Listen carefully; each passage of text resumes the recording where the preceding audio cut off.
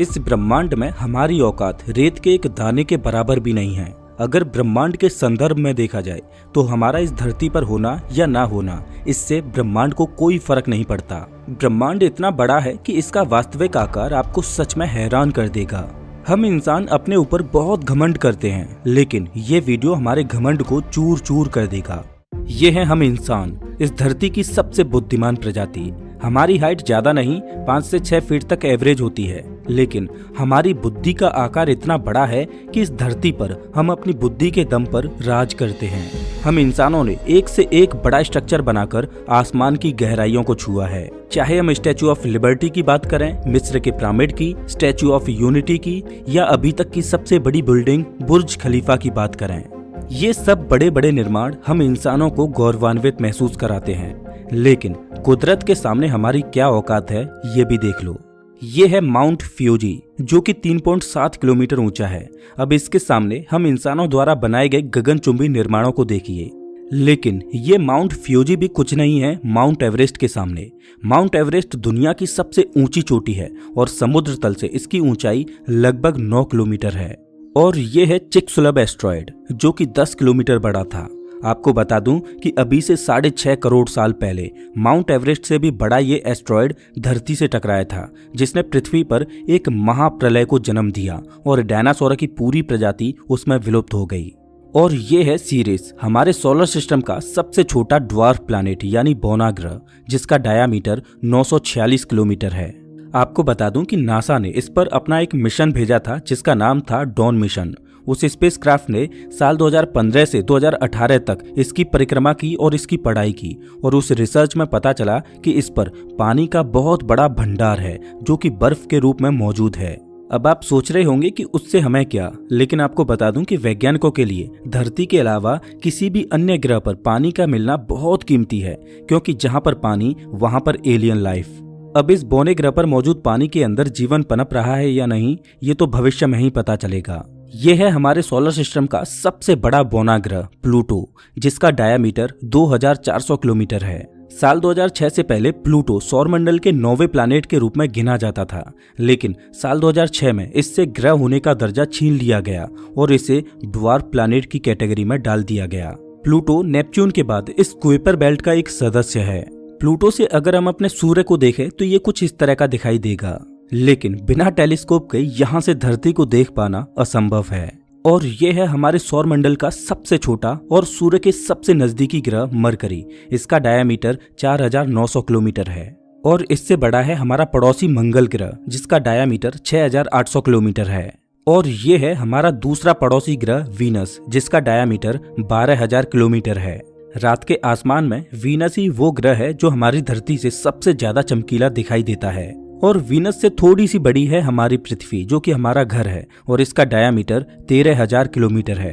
Venus और पृथ्वी का size और ग्रेविटी लगभग एक जैसी है। इस वजह से वीनस को पृथ्वी की छोटी बहन बोला जाता है।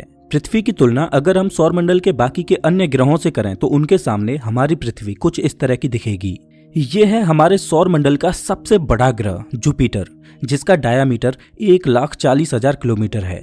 ये इतना बड़ा ग्रह है कि इसके अंदर 1321 पृथ्वियां समा सकती हैं। अब जरा कल्पना करके देखिए कि जुपिटर के सामने हमारी क्या औकात है। अगर जुपिटर का आकार आपको हैरान नहीं करता तो मिलिए हमारे सौरमंडल के सबसे बड़े सदस्य से। ये है हमारा सूर्य, जिसका डायामीटर 14 लाख किलोमीटर है। और विशालकाय जुपिटर भी सूर्य के सामने एक चींटी के समान है। आप इसमें देख पा रहे होंगे कि सूर्य के सामने हमारी पृथ्वी का तो कोई अता पता ही नहीं है। हमारी औकात सूर्य के सामने कितनी है, अब जरा इसे देखिए। हम जब पृथ्वी पर खड़े होकर होराइजन को देखते हैं तो हमें ऐसा लगता है कि पृथ्वी बहुत बड़ी है और ये फ्लैट है। हमें ऐसा इसलिए लगता है क्योंकि पृथ्वी इतनी बड़ी है कि हमें इसका कर्वेचर दिखाई ही नहीं देता। लेकिन मानकर चलो कि आप एक स्पेसशिप में बैठकर पृथ्वी से ऊपर उड़ान भरते हो, तो पृथ्वी की सतह से 400 किलोमीटर ऊपर पहुंचने पर हम इंटरनेशनल स्पेस स्टेशन पर पहुंच जाएंगे। आपको बता दूं कि ये स्पेस स्टेशन दुनिया का सबसे महंगा और स्पेस में इंसानों द्वारा बनाया गया सबसे बड़ा ऑब्जेक्ट है। ये लगभग 27,500 किलोमीटर प्रति घंटे की रफ्तार से पृथ्वी की परिक्रमा कर रहा है। ये रफ्तार इतनी ज्यादा है कि ये 24 घंटों में पृथ्वी के 16 चक्कर लगा देता है। अगर आप इस स्पेस स्टेशन से पृथ्वी को देखो तो आप पृथ्वी के कर्वेचर को यहाँ से देख पाओगे कि कैसे पृथ्वी गोल है और यहाँ से ये कैसी दिखाई देती है। लेकिन यहाँ से भी देखने पर पृथ्वी बहुत बड़ी दिखाई देती है। लेकिन जैसे जैसे हम पृथ्वी से और ज्यादा दूर जाते जाएंगे वैसे वैसे हमें महसूस होता जाएगा कि वास्तव में हमारे सोलर सिस्टम में पृथ्वी का क्या अस्तित्व है। अगर हम पृथ्वी से लगभग 4 लाख किलोमीटर दूर पहुंच जाएं, यानी चंद्रमा पर, तो वहां से हमारी पृथ्वी कुछ इस तरह की दिखाई देती है। पृथ्वी का ये नजारा देखकर ऐसा लगता है कि किसी ने अंतरिक्ष में ब्लू मार्बल रख दी हो। वहीं अगर हम पृथ्वी को मंगल ग्रह से देखें तो ये कुछ इस तरह की दिखाई देगी। अब आप अंदाजा लगाइए कि अभी तो हम सिर्फ अपने पड़ोसी ग्रह पर ही पहुंचे हैं और वहां से हमारी पृथ्वी सिर्फ एक डॉट के समान दिखाई दे रही है। अगर हम शनि ग्रह से पृथ्वी को देखें तो ये कुछ इस तरह की दिखाई देगी, एक छोटी सी डॉट जो आंखों से ओझल हो रही है। ध्यान दें कि अभी तो हमारा सोलर सिस्टम खत्म भी नहीं हुआ और हमारी पृथ्वी अभी से हमारी आंखों से ओझल होने लगी। अगर हम अपने स्पेसशिप को इतना ऊपर ले जाएं जहां से हम अपने सोलर सिस्टम को एक ही बार में देख पाएं, तो वो नजारा हमें कुछ इस तरह का दिखाई देगा। अब आप सोचकर देखिए कि हमारा सूर्य जो कि इतना विशाल है वो भी संपूर्ण सोलर सिस्टम के सामने बौना नजर आ रहा है। हमारा सोलर सिस्टम कितना बड़ा है आप इस चीज का अंदाजा इस बात से लगाइए कि अगर हम सूर्य से लेकर नेपच्यून तक एक सीधी लाइन बनाएं तो इस लाइन में हमारे सूर्य जितने 3000 से भी ज्यादा सूर्य समा जाएंगे। तो आप इससे अंदाजा लगा सकते हो कि हमारे सोलर सिस्टम के सामने सूर्य की क्या औकात है। लेकिन ये भी सच है कि सूर्य की ग्रेविटी इतनी तीव्र है कि वो इतनी दूर तक सभी प्लैनेट्स और एस्ट्रॉइड्स को अपनी ग्रेविटी में फंसाए हुए है। वो सूर्य जो खुद में इतना विशाल है कि इसमें हमारी पृथ्वी जैसी 13 लाख पृथ्वियां समा जाएंगी। अगर आपको सूर्य का आकार बहुत बड़ा लगता है तो इससे मिलिए, यह है सीरियस ए स्टार जिसका डायामीटर 25 लाख किलोमीटर है, जो हमसे 8.6 प्रकाश वर्ष दूर है। इससे भी बड़ा है वेगा स्टार जिसका डायामीटर 38 लाख किलोमीटर है। अब जरा सोचकर देखिए कि इस वेगा स्टार के सामने हमारा सूर्य कितना बौना है। लेकिन वेगा स्टार भी बौना रह जाता है पोलक्स स्टार के सामने। इसका डायामीटर 1 करोड़ 20 लाख किलोमीटर है। अब इसके सामने हमारे सूर्य को देखो, वो कितना छोटा नजर आ रहा है। लेकिन पोलक्स भी कुछ भी नहीं आर्कटूरस तारे के सामने। इसका डायामीटर 3 करोड़ 60 लाख किलोमीटर है। ये इतना बड़ा है कि इसमें हमारे सूर्य जितने 17,500 से भी ज्यादा सूर्य समा जाएंगे। आप जरा इस तस्वीर को देखिए जिसमें इस तारे के सामने हमारा सूर्य एक दाने की तरह लग रहा है। अगर इसकी तुलना पृथ्वी से करें तो वो तो इसके सामने दिखाई भी नहीं देगी। लेकिन ये तारा भी फीका पड़ जाता है राइजल स्टार के सामने, जो हमसे 865 प्रकाश वर्ष दूर है। इस तारे का डायामीटर लगभग 10 करोड़ किलोमीटर है। लेकिन बीटलजूस के सामने राइजल भी फीका पड़ जाता है। इसका डायामीटर 130 करोड़ किलोमीटर है। ये तारा इतना बड़ा है कि अगर इसे हम अपने सोलर सिस्टम में सूर्य की जगह पर रख दें तो ये मंगल ग्रह के बाद मौजूद एस्ट्रॉयड बेल्ट तक की जगह को घेर लेगा। वास्तव में इसका आकार हैरान करने वाला है। लेकिन बीटलजूस से भी बड़ा है वीवाई कैनिस मेजोरिस, जो कि 200 करोड़ किलोमीटर के डायामीटर में फैला हुआ है। अगर इसे अपने सूर्य की जगह पर रख दें तो ये जुपिटर के ऑर्बिट तक पहुंच जाएगा। ये तारा इतना बड़ा है कि आप इस बात का अंदाजा इस चीज से लगा सकते हो कि अगर प्रकाश इसके एक छोर से चलना शुरू करे तो इसके दूसरे छोर तक पहुंचने में प्रकाश को भी 6 घंटों का समय लगेगा। लेकिन अगर बात करें सूर्य की तो सूर्य के एक छोर से दूसरे छोर तक प्रकाश महज 14 सेकेंड्स में ही पहुंच जाएगा। लेकिन इससे भी बड़ा तारा है यूवाई स्कूटी, जो कि 240 करोड़ किलोमीटर के डायामीटर में फैला है। ये इतना बड़ा है कि इसमें 65 लाख बिलियन पृथ्वियां समा सकती हैं। वैसे 65 लाख बिलियन नंबर कुछ इस तरह का होता है। अगर इससे हम अपने सूर्य की तुलना करें तो हमारा सूर्य इसके सामने आपको कुछ इस तरह का दिखाई देगा, एक छोटी सी डॉट के समान। इसके सामने हमारे सूर्य की ये औकात है तो आप पृथ्वी की औकात तो भूल ही जाइए। सूर्य की तुलना में यूवाई स्कूटी इतना बड़ा है कि इसको हम पूरी स्क्रीन पर भी फिट नहीं कर पा रहे, क्योंकि अगर पूरी स्क्रीन पर यूवाई स्कूटी को देखा जाए तो हमारा सूर्य तो बिल्कुल गायब ही हो जाएगा। अब इसमें सूर्य ही नहीं दिखाई दे रहा तो पृथ्वी को कैसे ढूंढें, और इसके सामने पृथ्वी पर मौजूद आप और मैं, हमारी क्या औकात। लेकिन यूवाई स्कूटी भी बौना रह जाता है स्टीफनसन 218 के सामने, और ये ब्रह्मांड का अभी तक का ज्ञात सबसे बड़ा तारा है, जो कि 300 करोड़ किलोमीटर के डायामीटर में फैला हुआ है।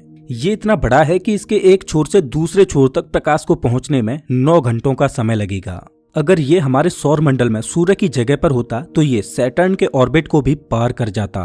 इस तारे का आकार वास्तव में विचलित कर देने वाला है और इसके सामने हमारे सूर्य की क्या औकात है इसका अंदाजा आप खुद ही लगा सकते हो। लेकिन ये तारा भी ब्रह्मांड के सामने एक रेत के कण से भी छोटा है। अभी तक हमने जो देखा वो तो महज एक ट्रेलर था, असली पिक्चर तो अब शुरू होगी। अगर ब्रह्मांड की अन्य बड़ी संरचनाओं की बात करें तो वो इतनी बड़ी हैं कि उनकी लंबाई चौड़ाई को हम किलोमीटर में तो माप ही नहीं सकते। उनको मापने के लिए हमें कॉस्मिक स्केल का उपयोग करना पड़ेगा। कॉस्मिक स्केल पर हम चीजों को प्रकाश वर्ष में मापते हैं। ये है हेलिक्स नेबुला, जो कि 5 प्रकाश वर्ष में फैला हुआ है। आपको बता दूं कि एक नेबुला तारों का घर होता है, मतलब नेबुला के अंदर नए तारों का जन्म होता है। आमतौर पर नेबुला धूल, हाइड्रोजन, हीलियम और अन्य आयोनाइज्ड गैसों के बादलों से बना होता है। ये हेलिक्स नेबुला इतना बड़ा है कि प्रकाश को इसके एक छोर से दूसरे छोर तक पहुंचने में 5 सालों का वक्त लगेगा। ये नेबुला देखने में एक आंख की तरह दिखाई देता है, इस वजह से इसे आई ऑफ गॉड भी बोला जाता है। और ये है ओराइन नेबुला, जो 24 प्रकाश वर्ष में फैला है। और ये है ओमेगा सेंटोरी ग्लोबुलर क्लस्टर, जो कि 150 प्रकाश वर्ष में फैला हुआ है। इस एक क्लस्टर के अंदर अरबों विशालकाय तारे भरे हुए हैं और हमारी मिल्की वे गैलेक्सी ऐसे करोड़ों क्लस्टर्स से भरी हुई है। अब आप इस चीज का अंदाजा लगाइए कि जिस गैलेक्सी में इतने विशालकाय करोड़ों ग्लोबुलर क्लस्टर्स भरे पड़े हैं, वो गैलेक्सी खुद में कितनी बड़ी होगी। ये है हमारी मिल्की वे गैलेक्सी, जिसे मंदाकिनी आकाश गंगा भी बोला जाता है। ये आकाश गंगा 1 लाख प्रकाश वर्ष में फैली हुई है, मतलब प्रकाश को इसके एक छोर से दूसरे छोर तक पहुंचने में 1 लाख सालों का वक्त लगेगा। ये आकाश गंगा अरबों विशालकाय तारों से भरी पड़ी है। इसके आकार का अंदाजा आप इस बात से लगाइए कि हमारी मिल्की वे गैलेक्सी में हम यहाँ पर रहते हैं और रात के आसमान में हम जितने भी तारों को देख पाते हैं वो सब इस छोटे से पैच के तारे हैं। आप यहाँ पर जो छोटी सी येलो डॉट देख पा रहे होंगे, हमारी आंखें सिर्फ इतने ही एरिया के तारों को रात के आसमान में देख पाती हैं। अब आप अंदाजा लगाइए कि कितनी विशालकाय है हमारी मिल्की वे गैलेक्सी। अब इतनी विशालकाय गैलेक्सी में से हमारा सूर्य या हमारी पृथ्वी खत्म हो जाए तो क्या इससे मिल्की वे गैलेक्सी को कोई फर्क पड़ेगा? नहीं ना। लेकिन ये तो ब्रह्मांड की बस एक छोटी सी शुरुआत है। ये मिल्की वे गैलेक्सी भी ब्रह्मांड की विशालता के सामने रेत के एक कण से भी छोटी है। अगर हम अपनी सबसे नजदीकी और पड़ोसी आकाश गंगा की बात करें तो ये मिल्की वे से 2 गुना बड़ी है। इस गैलेक्सी का नाम एंड्रोमेडा है। आपको बता दूं कि ये एंड्रोमेडा गैलेक्सी हमारी ओर बहुत तेज रफ्तार से चली आ रही है। वैज्ञानिक अनुमान लगाते हैं कि अभी से 4 अरब साल बाद ये गैलेक्सी हमारी मिल्की वे गैलेक्सी से टकरा जाएगी। ये है IC1101 गैलेक्सी। ये इतनी बड़ी है कि प्रकाश को इसके एक छोर से दूसरे छोर तक पहुंचने में 40 लाख सालों का वक्त लगेगा। ये आकार में इतनी बड़ी है कि इसके अंदर हमारी मिल्की वे गैलेक्सी जैसी 30,000 आकाश गंगाएं समा जाएंगी। अब अगर आपको ये आकार वास्तव में बड़ा लग रहा है तो जरा ठहरिए, इससे मिलिए। ये है एल्क्योनियस गैलेक्सी, जो कि 1,60,00,000 प्रकाश वर्ष में फैली हुई है और इसके अंदर हमारी मिल्की वे जैसी 40 लाख आकाश गंगाएं समा जाएंगी। लेकिन क्या ब्रह्मांड की सबसे बड़ी संरचना का यहीं पर अंत है? नहीं, ब्रह्मांड में गैलेक्सियां झुंड में मौजूद हैं और ये है हमारी गैलेक्सियों का झुंड, जिसमें हमारी मिल्की वे और अन्य पड़ोसी गैलेक्सीज मौजूद हैं। और गैलेक्सीज के इस छोटे से झुंड को लोकल ग्रुप बोला जाता है और गैलेक्सीज के ऐसे लाखों करोड़ों लोकल ग्रुप मिलाकर आकाश गंगाओं का एक सुपर क्लस्टर बनाते हैं और ये है वर्गो सुपर क्लस्टर और ये है लेनियाकेया सुपर क्लस्टर। इसमें वर्गो सुपर क्लस्टर जैसे अनगिनत सुपर क्लस्टर्स मौजूद हैं। और ये है ऑब्जर्वेबल यूनिवर्स, जिसमें लेनियाकेया जैसा विशालकाय सुपर क्लस्टर भी एक डॉट के समान दिखाई दे रहा है। और इस ऑब्जर्वेबल यूनिवर्स के अंदर लेनियाकेया जैसे असंख्य सुपर क्लस्टर्स भरे पड़े हैं। अब जरा सोचकर देखिए कि इस ऑब्जर्वेबल यूनिवर्स में से लेनियाकेया सुपर क्लस्टर, जिसमें अरबों खरबों गैलेक्सीज मौजूद हैं, वो इसमें से खत्म हो जाए तो इससे ब्रह्मांड को कोई फर्क पड़ेगा? नहीं ना। ये ऑब्जर्वेबल यूनिवर्स 93 अरब प्रकाश वर्ष में फैला हुआ है। अब ये 93 अरब सालों का वक्त कितना होता है तो उसकी तुलना आप इससे कीजिए कि हमारी पृथ्वी को बने हुए अभी महज 4.5 अरब सालों का ही वक्त हुआ है और खुद ब्रह्मांड को बने हुए ही महज करीब 14 अरब सालों का वक्त हुआ है। सच में ब्रह्मांड की विशालता दिमाग को चकरा देती है और हमारे घमंड को चूर चूर कर देती है। इस ब्रह्मांड की विशालता के सामने अभी तक की ज्ञात सबसे बड़ी एल्क्योनियस गैलेक्सी भी कोई हैसियत नहीं रखती। तो हमारे सूर्य और पृथ्वी की तो आप बात ही छोड़ दो।